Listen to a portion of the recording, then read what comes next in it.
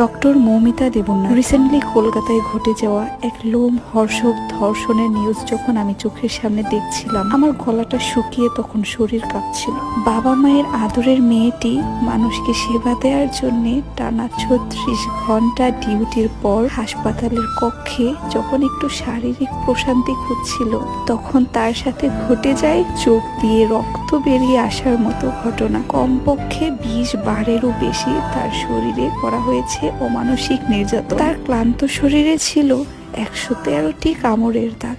কোনো কুকুর জানোয়ার নয়, এটি করেছে আমাদের সৃষ্টির সেরা জীবেরা। ওরা তার ক্লান্ত পরিশ্রমী দেহ থেকে ঝরিয়েছে 150 গ্রামেরও বেশি রক্ত। সারা গায়ে ছিল হাড় ভেঙে যাওয়া টর্চারের দাগ। একবার ভাবুন, ওনার মা কিংবা পরিবার এই নির্মম সত্যটিকে কিভাবে মেনে নিচ্ছে। আজ এই ঘটনাটি আপনার বোনের সাথেও হতে পারে। আসুন আমরা যার যার জায়গা থেকে এর